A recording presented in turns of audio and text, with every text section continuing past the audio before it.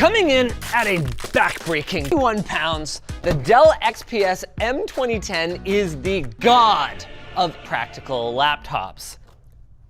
It has luggage clips. We are looking at 0.1 inches of laptop meat. It has 1 speakers, a detachable tooth, and even an integrated DVD player. These are exceedingly rare. It took our procurement team nearly 1 year to find one, but it was worth the effort because I cannot wait to show you guys the wildest laptop that Dell ever built, just a mere 1 year after they released it. Just like I can't wait to tell you about our sponsor.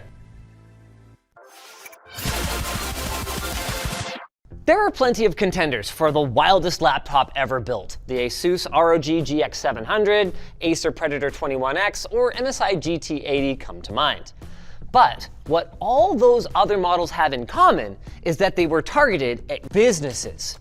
The Dell XPS M2010 is therefore unique in that it was actually aimed at businesses. Not called a portable device, but rather a portable device.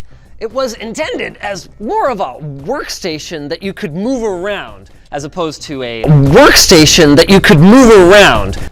Which isn't to say that no one ever tried. Is that what I'm intended to do right now? That's why this chair is here.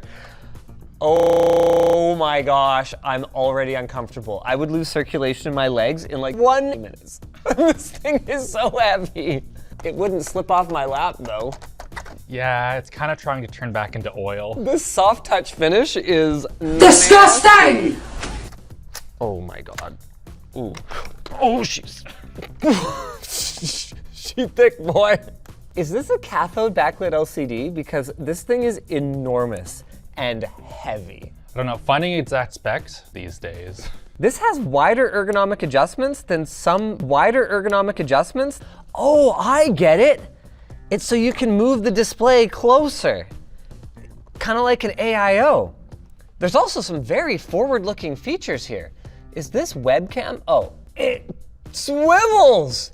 So you can always be in frame for your important business meetings. Look at this delightful trackpad. The fact that this exists raises so many questions, like who bought this? Someone bought this. Within Dell, I mean, they knew it was wild. It was called the Dell Camino, a play on the Dell Camino. That's solid. And yet, it feels solid. Well, come on! That's true. Starting price for one of these was $5 US, but that was back in 2006. With inflation, that would be about $5,000 in today money. We ended up paying $330, and that seems to be entirely due to its rarity, not because it's particularly functional. With that said, it works better than I would have thought. Documentation and drivers are still available on Dell.com. But with that said, I forgot how terrible Windows drivers were back in 2006. It took nearly 2006 hours of hitting next in installers to get everything set up on this. And that wasn't helped by the fact that Windows Vista is essentially no longer an operating system. It's not even one of those legacy operating systems that people are still using like Windows XP. When Windows Vista went EOL, everyone was like, see ya! Now, because our CPU is 4-bit capable, we could have installed Windows Vista, but I actually vetoed that because I thought it'd be more fun to see how Vista works in 2006 and get that real good nostalgia. You're probably wondering, given the substantial included keyboard, I love that this is a full-size desktop keyboard with trackpad, why it is that I'm going to get a keyboard and mouse. This is the one aspect of the machine that we were simply not able to get working. You can see all of my locks, my scroll, my number, and my caps lock are flashing. Oh, that's because it's in pairing mode. Oh, it's in pairing mode? Yeah. Oh. So you might say that it has a functionality impairment. You think it might have something to do with this?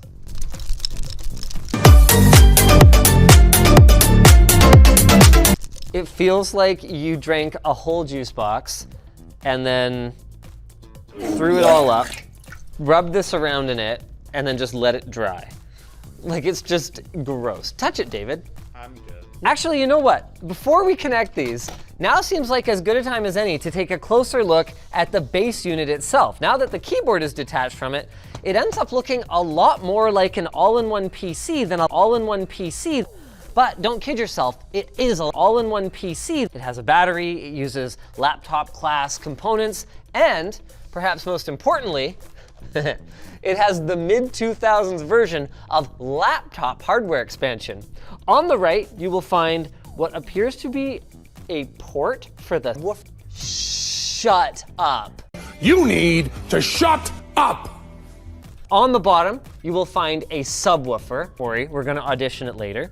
A removable battery. It's full of round cells. What's the capacity? I love it. 6 watt-hours only? This has 2 in it. I don't think there's a very material weight difference between this battery and this battery. Also on the bottom, we'll find an air intake. Sticky. When it was new, this was worth a whopping 1 minute of battery life, which makes sense for a business laptop, but sure as heck doesn't make any sense for a business laptop. And look at this, it's got a built-in meter. Just click this button to see how much battery life you have. For expansion on the side, there's some weird things. First, we've got this little tiny mini 1394 Firewire. At the size of this thing, I think they could have put a full-size one, but hey, what do I know? I'm not an engineer. Next to that, we've got something very interesting. This is a 13-in-2 card reader. Now, I'm familiar with the concept of a 2-in-1 card reader, or even, a 6-in-1 card reader, but what is a something-in-2 card reader? Well, the weirdest bit is that it's kind of in 3. So with a commonly available adapter, you can get mini SD and stuff in this one. Oh, don't forget about SDIO Yeah. and XD. Very important memory card standards. What even's memory stick? Memory stick? That was Sony's proprietary format. Oh. Yeah. And then the 2 is because you need this big fat one over here to do compact flash type 1, compact flash type 2, and micro drive. Micro drive was wild. They were actual mechanical hard drives that went into a compact flash slot. I forgot about those. We should do a video on micro drive. Get subscribed. Under the compact flash slot is where things start to get really interesting. If you look very closely, there's a little engraved expansion card there. That's because this slot is what we used to have when laptops took expansion cards. This is called Express Card, and it's actually a PCI Express slot in there that you could use to add things like high-speed USB or networking connectivity to your laptop. Not that you would need to add networking to this one. Not only does it have gigabit LAN, it even has a gigabit LAN for the built-in RJ11 connector. Dial up, baby. Next to it, we've got, oh, this is amazing, S-Video and S-Video for high-definition external displays. Over on the other side, we have 2 USB 2 ports, and this must be for the TV adapter. Oh yeah. Do we have it? We don't. We don't, okay. Well, sorry guys, we don't have the TV tuner that plugs into. Oh, the power brick that plugs into this port is awesome. She's heavy and she'll do, oh wow, a mere 50 watts. You can get power bricks this size that'll do like 2 now. Finally, on the left side, we've got a Kensington lock. I mean, you'd hate for this thing to grow legs and wander away. 2 more USB 2 ports, and a microphone and headphone jack along with this button. Let's plug in some peripherals now, but I guess there's a few things that we missed. I alluded to this before, but not only does the keyboard have integrated media controls, there is a secondary set of media controls, touch sensitive, all along the top of the device that belies its secondary function. I haven't really talked about the specs of the screen. It's 16 by 1050, which was a common resolution for 20-inch displays at the time, which is good because it's a 20-inch display. That's an aspect ratio of, what is that, 5:4 or whatever? 16 by 10. That's 16 by 10. Yeah. In CNET's review, they noted that resolution and aspect ratio was not quite the holy grail of 16 by 1050, but that it was widescreen and gives plenty of desktop space to display multiple documents side by side. 1080p, holy grail, really? Yeah. 16 by 9 was always worse, CNET. Always. It has a 1.3 megapixel webcam, which I guess we can play with while this installs. Oh, it's right on the, right there. Quick cam. Oh, it's a Logitech webcam? Yeah. What is this? What is this interface? Video effects, no way. I can do like AR filters and stuff? Oh wait, maybe you need to open webcam software for this to work. Okay. Oh, a webcam was not found or is not working properly. Oh, the webcam's working now though. Yeah, I got it working. I would say that did not improve much at all. But in fairness to it, This is a modern webcam that frankly doesn't look that much better. I almost like the look of the old one more. Like it feels more natural than this. Yeah. This has a lot of smoothing on it. Okay. And Power DVD is still installing. Okay, it is slow. But a lot of that is down to the mechanical hard drive. Oh, how big is the hard drive on this thing? Ah, yes, 2 gigabytes. This shipped with a RAID 0 drive configuration? Yep. That is an awful idea. Whoa, whoa, whoa, whoa, whoa. This is your first time playing a BD-ROM title. You need to select a region. Okay, region A. Whoa, whoa, whoa. Oh. Your graphics card is incompatible? What? Come on!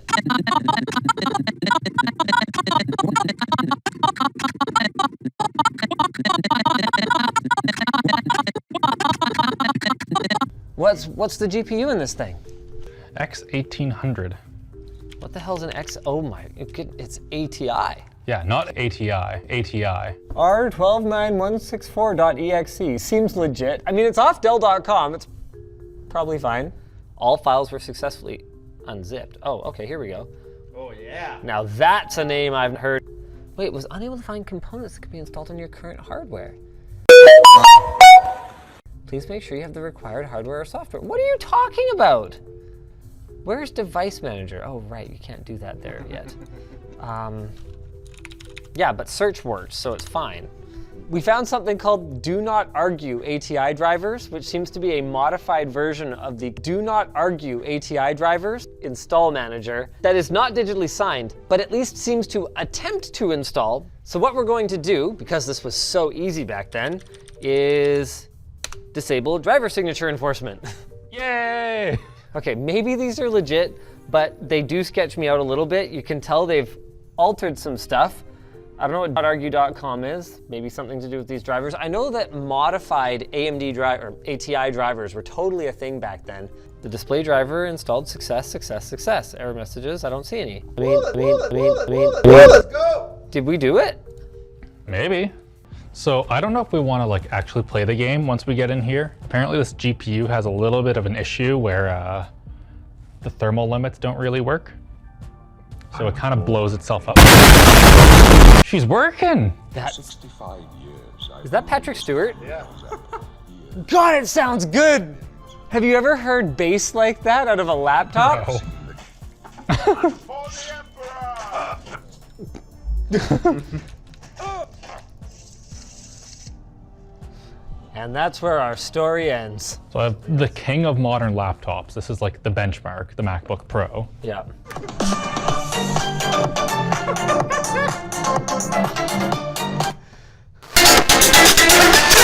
That sounds like a toy! Admittedly, there is a clarity advantage to the Dell XPS M2010, but when it comes to sheer chutzpah, that's what 8 MacBook Pro. are gonna do for you. Not to mention the woof. Should I give up on blue playback, or should we try one more sketchy driver we found? One more. We could also try a different sketchy Blu-ray player. Why don't we open it up and find out what makes it tick? A new journey is about to begin. So yeah, that's the next step. This is pretty easy to get it. Oh. Whoa! Whoa! Whoa! Whoa! whoa!